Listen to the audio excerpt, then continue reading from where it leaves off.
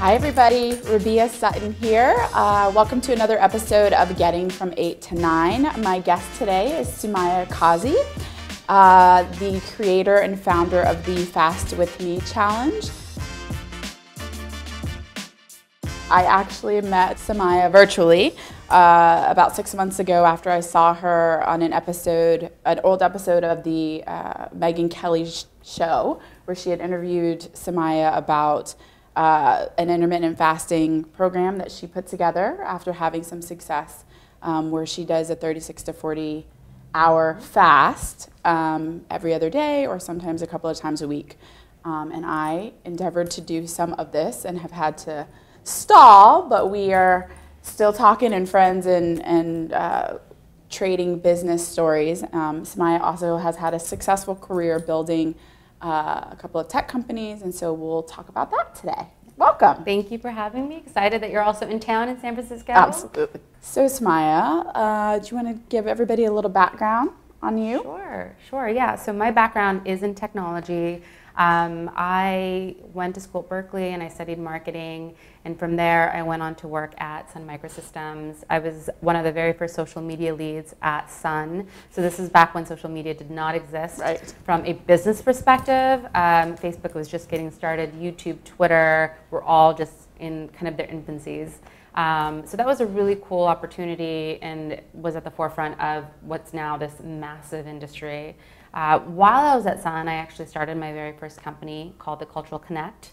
It was a media publishing company, and I can share more about that later. Absolutely. But that was kind of what I call a starter startup. So I was working full-time at Sun Microsystems. I had Cultural Connect kind of as my side hustle. And you were young. I was 23 when I first started The Cultural Connect. Did not know what entrepreneurship was, did not have any intentions to become an entrepreneur. It kind of came out of frustrations that I had with just different societal, cultural pressures. And instead of complaining about it, I decided to do something about it. So that's kind of what you hear a lot about entrepreneurship, is the action aspect of it. Right. And so I started doing that, and I started building a team from there. And keep in mind, I'm still working full-time at Sun Microsystems. So that was my day job. Cultural Connect was my night weekend hustle. Sun got acquired by Oracle, and from there I was kind of at a crossroads.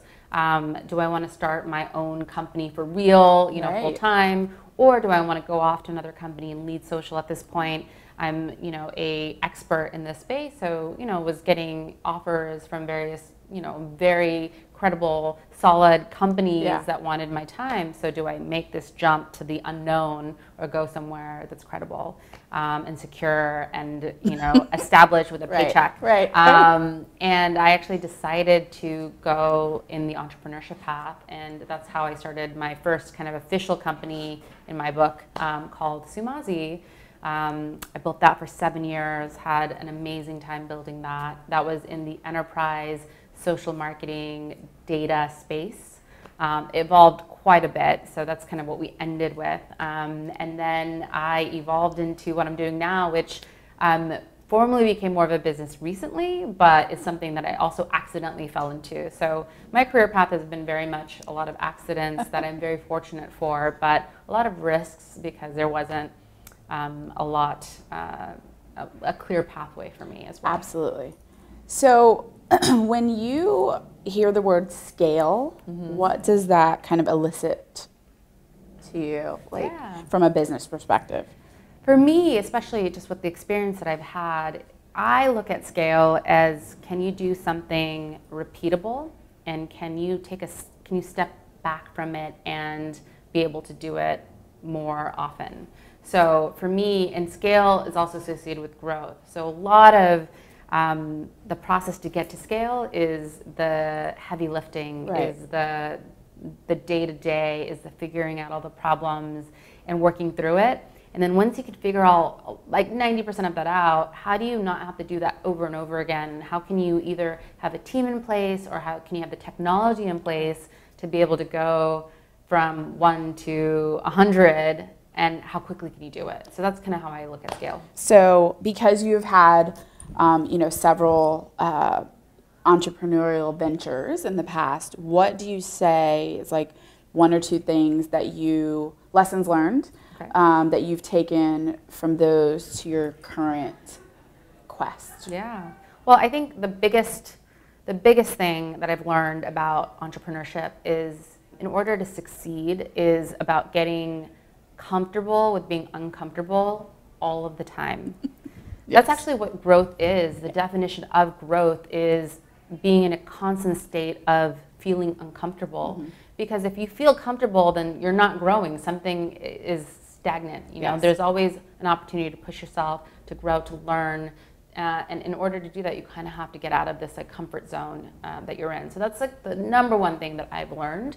A couple other things that I've learned is, especially when you're just getting started, it's having a PhD mentality. And what I mean by that is P standing for poor, H hungry, and D driven. Yes. And it's you know, money doesn't solve all the problems. It's about a drive. It's about a lust to want to solve something. Right. And it's about really just kind of going as quickly as possible to that end point. So that's another thing, you know, having a PhD mentality, I believe is important. And then the third thing is not focusing on what you don't have. It's really about focusing on what you have. I feel like a lot of people go into entrepreneurship or wanting to start a company and they're like, well, I don't have the money, I don't have the full team, I don't have the resources, I don't have the know-how, whatever it is, right? We always think about all the things that we don't have, and that usually is what prevents us from going after it, because we're always doubting ourselves. Instead, flipping the model and going, all right, what do I do have? I have this kind of background. I have these people in my network. I have this passion or drive. I have a problem that I know needs to be solved, and I have a unique way of doing it. And by doing that, you can then, you know, start growing your business from there and start plugging in the holes of what you don't have. Right? So it's not a negative, it's a positive, and then using that as an opportunity to figure out how you can grow. And this even happens like once you're successful, right? And you want to build a new department or a new product or service. People sometimes get hampered in their approach because they're like freaking out that they don't have all of the things they need to. But we know you find it, it comes, you ask for help. You should never actually have all the things that you need to build a business, because at that point, then how are you growing? There's always an opportunity. So it's, you know, but it's also just recognizing that you're not the expert, and I never want to be the only expert. 100%. I want to work with people that are smarter than me, better than me, have a higher hunger and a drive, and are passionate about the things that we're looking to explore. My job as an entrepreneur is to figure out all those pieces that I'm missing and put together a dream team of people that are just as excited, just as passionate, and just as, you know, invested in that success. Yes. Perfect. So getting back to the current venture of the Fast With Me challenge, you want to tell everybody kind of a little bit about what the model looks like, what you've been doing, how long? So just to give some background on the Fast With Me challenge. So we're talking about intermittent fasting. For those who aren't familiar with intermittent fasting, it's really recently has kind of taken off in that it is a way of, it's a health program that's not focused on what you eat, it's focused on when you eat. And it's gotten really popular recently because there's a lot of doctors and health professionals that are coming out with amazing research that shows not only does it help you prevent chronic diseases, help extend your life, but also helps with weight loss and a lot of really cool you know, things that come as a result of doing intermittent fasting. And so I started doing intermittent fasting, or IF for short, a few years ago. And this was at the height of me having gained a lot of weight in my entrepreneurial journey, actually. And that's because of long hours, not sleeping very well, eating poorly, traveling a lot, which you know that life. Yes. And as a result, I noticed that anytime something good was happening in my entrepreneurial career, my weight would go up. Anytime something bad was happening in my, you know, was happening with the startup stuff, my weight would keep going up. There was never a time. Oh, I thought you were going to say it was going down. I was like, not for me. No, nothing. Because, you know, when you're good, you know, you're celebrating, you're out, you're eating, you're, you know, enjoying, or you're working really hard to get to that happy moment. And that's also late nights. So there was food involved, comfort involved. And then same thing when things are bad, you're stress eating, you're emotional. And so I was at my limit, and I had tried everything. I had tried Jenny Craig, Weight Watchers, you know, weightlifting, meal prep, you name it. I tried it, and things worked, but not long enough for me to stay consistent with it or motivated by it. So anyways, long story short, I started doing intermittent fasting. I found myself losing 55 pounds in 7.5 months, as you know, and it changed my life. And it was the one thing that changed my life in the shortest amount of time. And so I just started getting a lot of people asking me questions about it. And this is related to growth and scalability, because I found myself answering the same question over and over again. And I was like, this is the same answer. So I copied and pasted. I put it in like a notes document, and I would copy and paste it. And then it got to be so many times, and these are, again, friends and friends of friends, that my sister was like, why don't you just sit down one weekend, put everything that you've learned into a blog post, and then just share it, and that way you can just share the link as opposed to answering these questions over and over again. So I wrote a Medium blog post on my intermittent fasting lifestyle and how I lost 50 plus pounds, and published it after a weekend, and then that took off. That was not something I was expecting. Yeah. It took off. It is now, it's like over 1 million views. And then that led me to getting interviewed by Megyn Kelly on the Today Show. And then that brought in thousands of messages on Instagram, on Facebook, on email. And now it's no longer friends of friends. It's everybody around the world asking questions. And so actually during this time, I was taking time off from building a startup. I was on my own personal sabbatical. I was no longer doing my second company, Sumazi. I was just focusing on my health. And because I was doing that, I had time. So I was answering questions on social media. And, you know, and before I knew it, there's now this following of people that are like me, that are, you know, just frustrated. They've tried everything, and they were learning about intermittent fasting, but they're confused. They don't know how to get started. And then I started noticing people doing things that weren't the way that they should be doing it. And I was getting a little nervous because, you know, intermittent fasting is safe and healthy, but you also need to eat well. You need to, you know, make sure that you're practicing very healthy practices along with it. And so the idea of the challenge started, and it was really just, and this is how crazy some business ideas can be. This was an overnight thing. I just thought, you know what, I'm going to commit to 30 days of my own fasting behavior. And I posted on Instagram on a story, committing to 30 days. Who else wants to fast with me? Message me. I'll send you details. And I got 2,000 messages overnight. Wow. On Instagram. 2,000 email addresses in my inbox that I had to copy and paste, which was super painful. So that was actually the very, very, very start of it. Fast forward, I started getting a lot of interest. I then made it more of a formal process. I called it the 30-day starter challenge, and people joined a Facebook group. They started getting daily emails, tips. I actually help people get started, figure out their schedule, figure out how much they should be eating, if they're exercising, how it fits in with their lifestyle, package it all up, tell you exactly what you should do, and then every day guide you through that process, have a check-in process, look at your data. So it's a pretty comprehensive program. But it's all because I'm data-driven and I like processes. So it's not, you know, part of it was for me, part of it was how do I also support people in the best way. And then that 30 days turned into people saying, what happens after 30 days? So I started a 60-day lifestyle challenge, and then people started asking what happens after that. You were one of them. And then now people are doing multiple rounds of the lifestyle challenge. I also do support people on a private one-on-one basis. So I was like, I don't have time to go on Facebook and like answer your questions. And I know you made it easy and automated, but I can't do it. So can we just talk?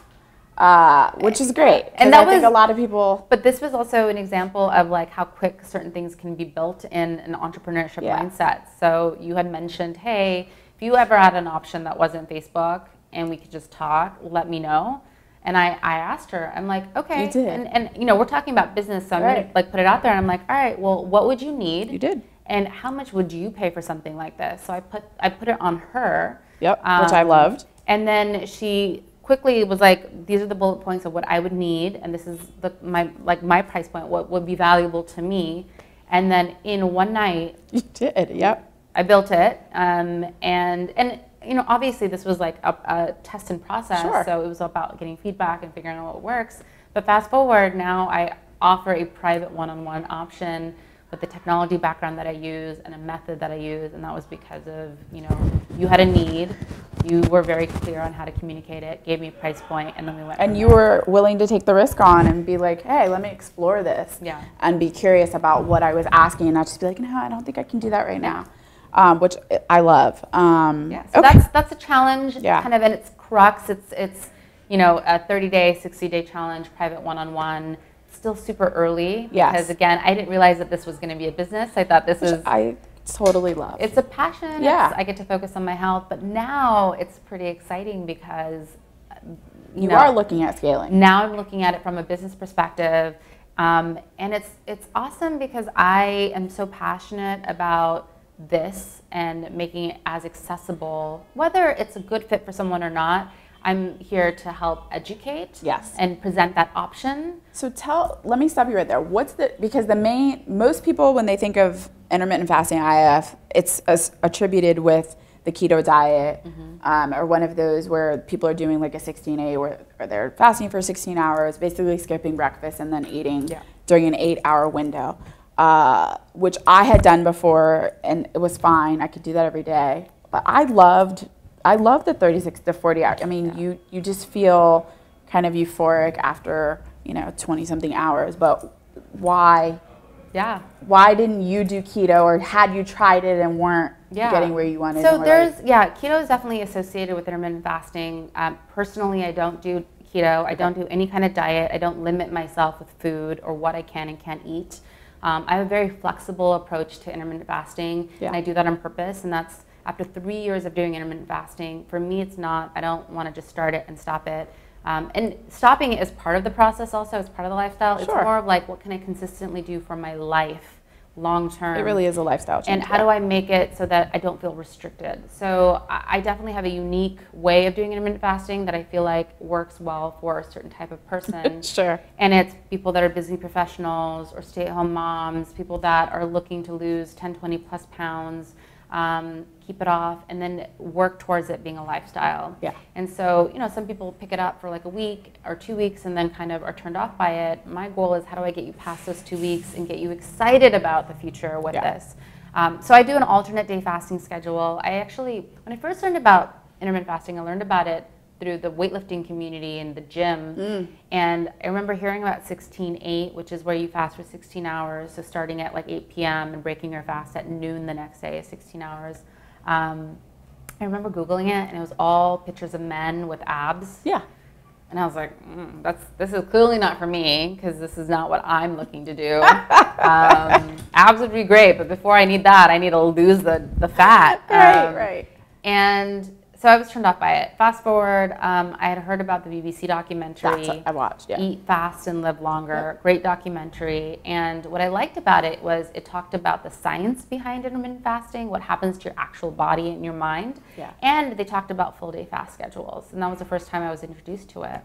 But at the time, there wasn't a lot of information on how it affected women. And so me being data-driven, I was like, I'm okay with experimenting with myself. Yeah. But I went to the doctor, got my blood tested, let her know what I was doing, and then had the spreadsheet of every day my fasting journey, how much I was weighing, how much I was eating, how I was feeling, how my cycles were, like everything you could possibly imagine. Yeah.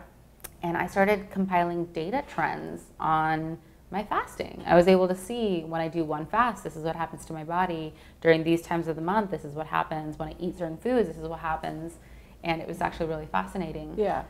So I shared that information in my guide. And I was kind of hooked, on intermittent fasting that way, because I saw the most amount of progress in the shortest amount of time, and that kept me motivated. Yes. And I see that with a lot of, especially women that join the challenge. They see that and they're like, okay, I can do more of this. And I love too that you are infusing technology as much as possible, into this process, right? So you're looking right now at turning this into a bigger business and what you're going to offer around that, but also using technology. So can you talk about your brother's app real quick? If you want to tell everybody what it is. Yeah, so actually something that came out as a result of Ruby and I working together was, what she had asked for was, hey, I'm not active on Facebook as much, or I just don't have time. She's a busy executive on the go all the time. And so, you know, how do we not stay on Facebook? How do I just get some time with you? And how do I still do my check-ins? And so my brother, Sumaya Kazi, is the founder of an awesome company called Threads. It's a communications tool that makes it easy for people to have really important conversations and makes strong decisions in a private platform. And so I presented this to Ravia. We created a private space for just us.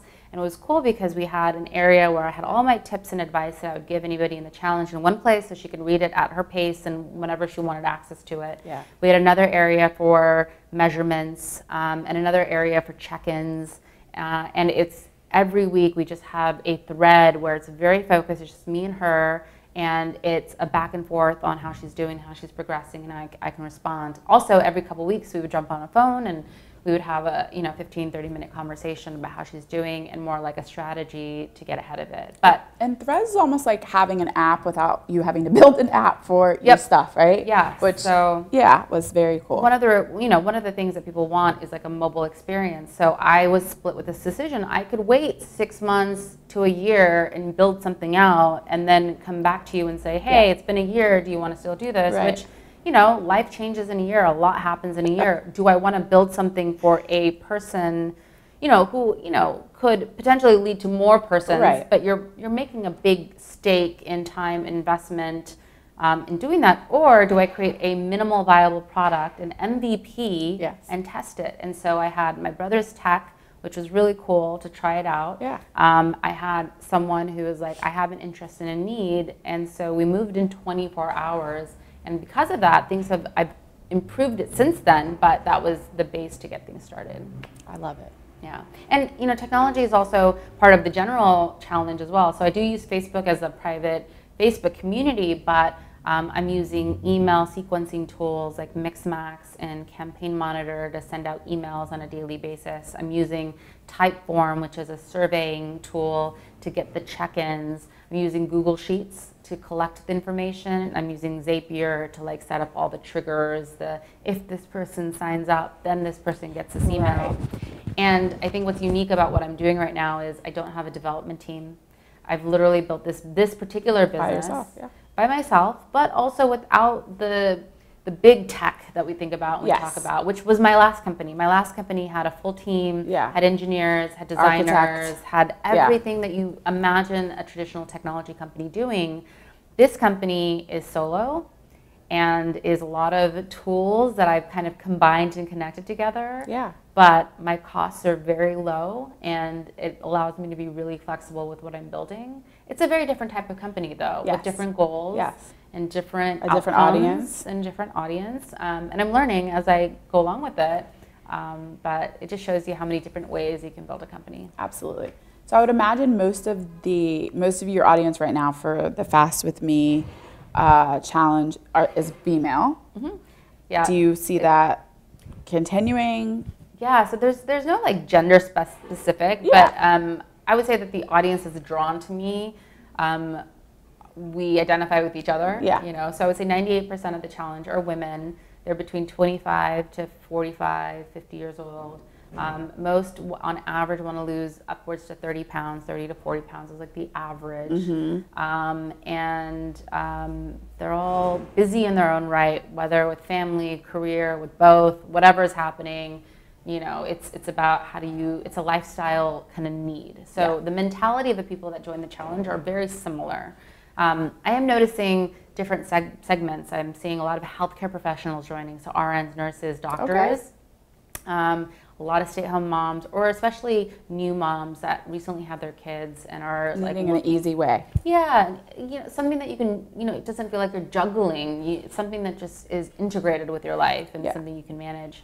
A lot of executives who are on the plane, on the go, and don't have a consistent schedule. So how do you incorporate something like this when you have a very inconsistent schedule? Right. And then I've actually been noticing a lot of doctors are now referring their patients to me by name, which is so weird to me because this woman who recently survived her cancer scare, her oncologist was like, hey, intermittent fasting is great for people that have dealt with cancer or are dealing with cancer. Sumaya has one of the only like structured programs that focuses on psychology behind this, which for me, I would say 95% of intermittent fasting is not physical. It's like what's going on in your head. Right. And so I'm noticing a trend of doctors recommending them to me. Beautiful. So that's been pretty cool. So now, we know that you were not like planning to kind of build a business around this, but now that you've keenly decided to kind of do that, what's your kind of goal, 5-year plan, dream? Yeah, so it's so different than my last company, because my last company was a tech company, true and true. You know, it was an enterprise company, and so I had the dreams that you have of, you know, having a company be acquired by a big company or IPO. And when you think about that, you're raising money from investors. You're thinking about terms in terms of how much value you could create in your company, hundreds of millions of dollars, that sort of thing. It's a very Silicon Valley mentality to have. Absolutely. I am so on the opposite spectrum of that right now, and it's actually kind of nice and refreshing. There's nothing wrong with that kind of mentality and that way of life, but the two things that I wanted to do when I made a decision to build this as a company was, one, I did not want to actually have investors. I've made a line in the sand to say I don't want to owe or be responsible for an investor's expectations. I want to be able to grow this with my own expectations and my own drive and goals. The second thing is I actually, you know, and this is nothing, again, nothing bad with like how to build a team, but I just don't want a team right now. Yeah, it's a lot of responsibility. I don't want to be responsible for a payroll is my specific thing. It's a very different thing because there's just a lot of pressure and a lot of expectations 100%. to have people's livelihoods in your hands. Yes. And, you know, again, this came out of me taking time off. This wasn't supposed to be a business. This was literally me taking time off. And my friends joke that, of course, you built a business while you're taking time off. Right. But that's like also an entrepreneur's mentality. You can't not do something. Yes. Especially when you see that there's a problem and you potentially have a solution. Yes. So those are the two things. I mean, that might change in the future, but that's kind of where I'm at right now. And there's a lot of upside and downsides to that. The upside is I entirely am in control of how and when, if I'm having a bad day or a bad week or a bad month, that's me. Yes. It's not, nobody else gets affected by that. Right. The downside is if I brought on investors or I brought on a team on payroll, then I could probably move faster and do things faster. So there's trade-offs to all of this stuff. Absolutely. Also a sounding board and things like that. What I've done is I've used my siblings as that kind of in between. They're my advisors, they're my sounding board, they keep me accountable. I come into an office where my brother works with his startup and I'm here so that I'm around other people. I'm around the energy. So I'm finding my ways around it. But to answer your question, my vision, my mission, it's different. It's less about the numbers, although the numbers are there, but it's about how many lives can I help and support? How many people can feel the same way I did, where I felt like it changed my life and it continues to change my life? How many lives can I impact is my driving force. But the reality of it is in order for me to help support millions of people, I need to have a technology architecture, I need to have a support system in place, I need to build certain things out to get there. So that also means revenue, and that also means how much. So it's one of those things where it's a social impact cause, but like I think about big picture, like this is an opportunity to make a dent in global obesity. 100%. This is something, global obesity is one of the top killers in the world. It's the #1 most preventable killer of death. And it's shocking, right? And the obesity epidemic is just growing year over year worldwide. The other factor is global hunger. And people don't have an option to eat in many places of the world, and food insecurity. And so a dream of mine is how do I move dollars from the people that are losing weight and are saving money on food and shifting those dollars to people that don't have the option to do that, right? So that's my big dream. And now it's figuring out how do I do that. I want in. So that's the dream. Now I'm in the super early stages. So now I'm figuring out, all right, how do I grow this? How do I scale this? Yes. And then what does that look like for the future? Okay. Yeah. I love it. Anything else you want our audience to know? Yeah. Well, I think that, we're talking about startups, entrepreneurship, and I think the biggest thing that I would love for people to recognize is that you can read as many books as you want, and you can listen to these podcasts, you can talk to the experts, but nothing compares to actual doing it. I've learned everything that I've learned because I've made so many mistakes along the way.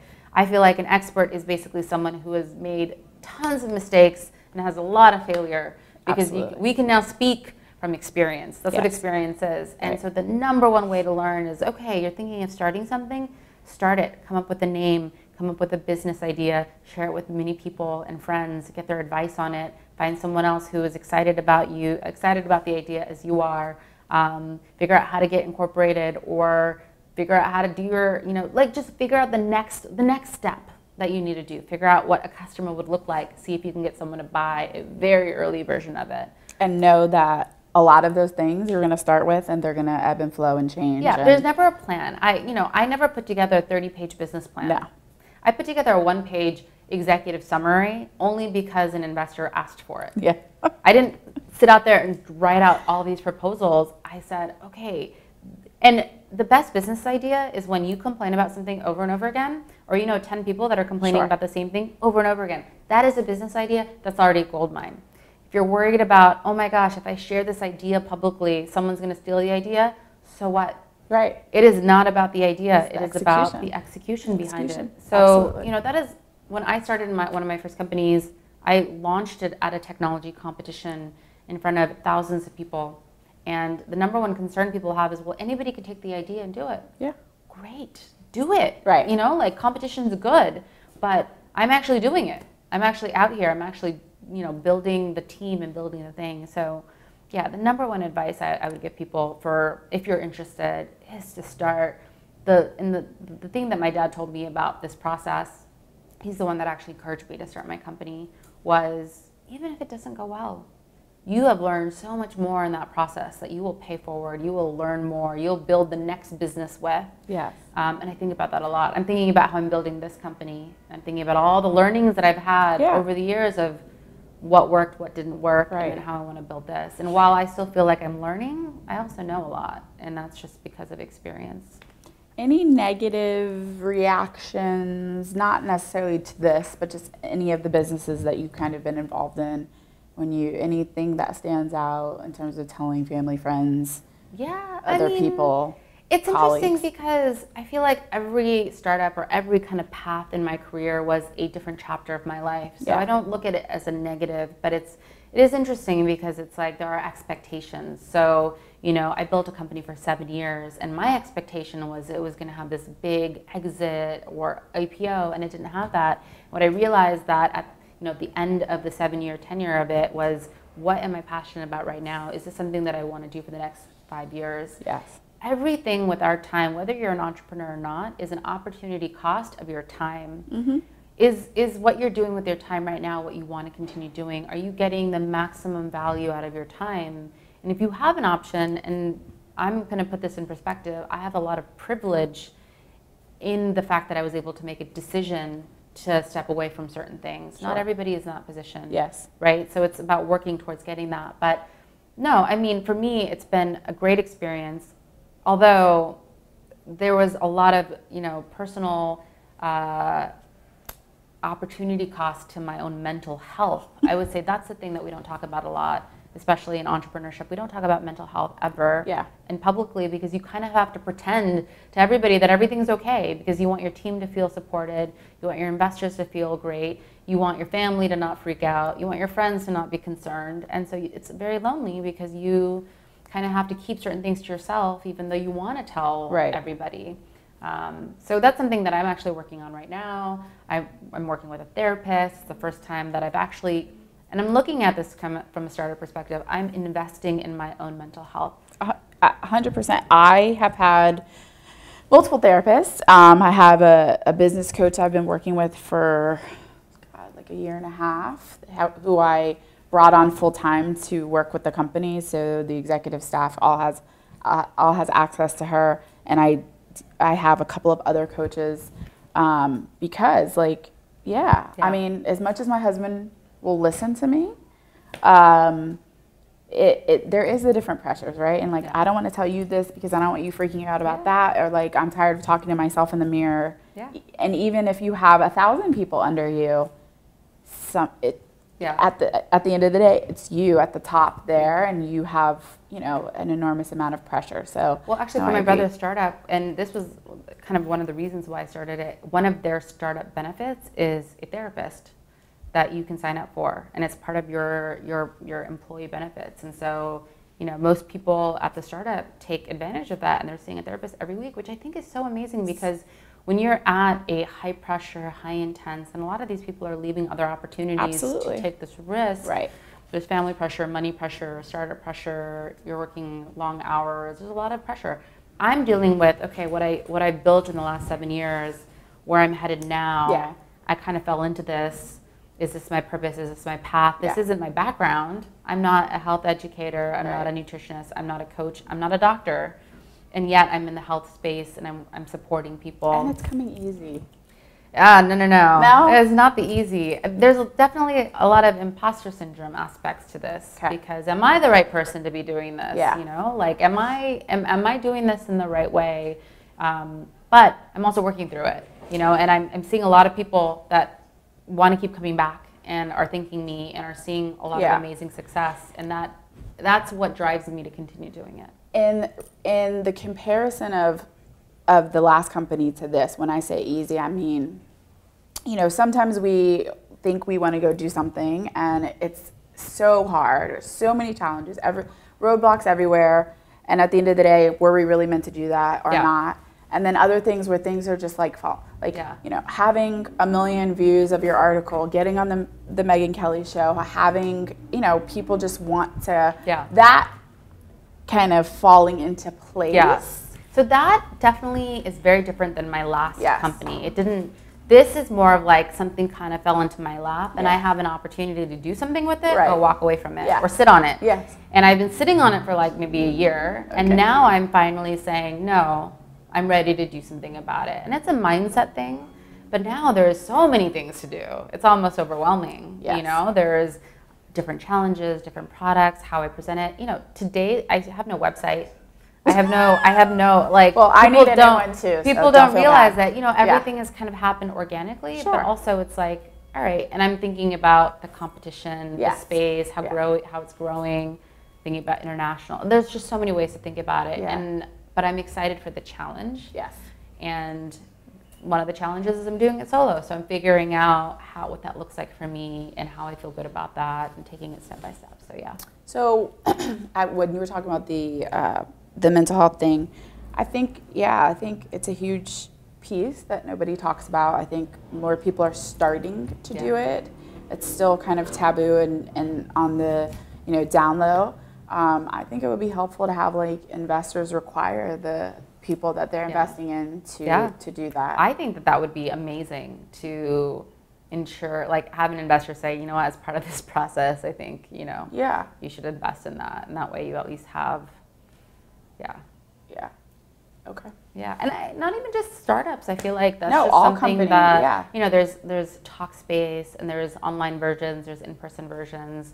A lot of insurance companies offer it as part of the program. It's taboo, plus it's effort to do it, and I think it's worth the effort, and I call it an investment in my own health. Intermittent fasting was my first investment in my physical health. Therapy is my investment in my mental health, and I think combining the two is so important. Absolutely. Okay, well, Sumaya, thank you for your time. I hope you guys enjoyed this episode of Getting From 8 to 9. And please, I always forget which way to point, subscribe to our YouTube channel and let us know if you have any comments, and we will definitely you'll be seeing us around together some more. So thank you for take care. Absolutely. Bye.